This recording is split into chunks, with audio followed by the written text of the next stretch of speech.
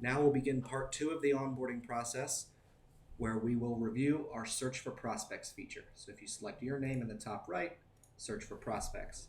This brings up a list of businesses that we have pre-valued and also provided contact details for. You can filter this list by industry, location, business name, and valuation estimates in a low and high range. I'll take you through a generic search. So you want to see all the dental practices in Boston, Massachusetts. So now on our screen here, you will see we have Boston and all of the surrounding areas. So if you're only worried about the city, you can click this plus sign. That's going to zoom us back in. You can also drag the map around to get the list. So in this area, we have 1,102 businesses matching dental practices in this unique region. Over here on the right, we'll only ever allow you to see 50 matches at a time, and that is done by design in our system. So changing the filters to fit a more specific criteria would be the way to see all the matches. So let's add a filter for valuation. Let's say all the dental practices worth over $1 million in the Boston, Massachusetts area. So here's a list, and let's select, we'll go with this first one.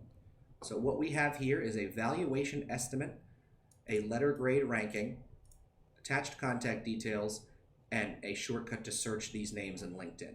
So what the valuation estimate means is it means this is what we think this business is worth based on publicly available data. So these aren't businesses that we've valued. These are businesses that we've used publicly available data to value. So these are just our best guesses. But we will let you know how accurate we think that figure is with these icons over here. So in this case, we have the within sight, so 55% or better probability of accuracy. So this is a decent guess. In the section below it, this is the telescope, so we have 35% or lower probability of accuracy. This just means this is essentially just darts at a dartboard.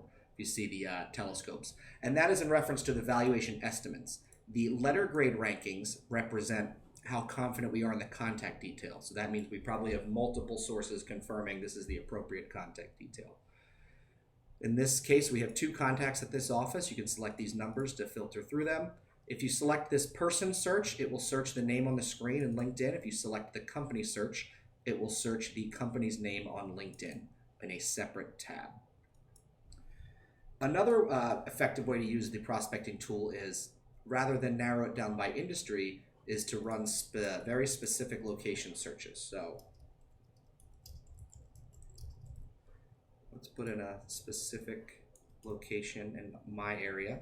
So this is sort of a zoomed in view of our downtown area. So now I've eliminated all the filters with the exception of location. So in this case now we have 53 matches, but we haven't trimmed it by industry. So if you want to get a good look at all of the businesses in an immediate area, finding a very specific address and typing that in will give you a pretty zoomed in picture of what is available in that area. One of the use cases for this is if you're going to see a current client or someone you do know, and maybe they have some other businesses around them that you'd like to at least get an idea of who's there, you can do a location search to see what other types of businesses are nearby.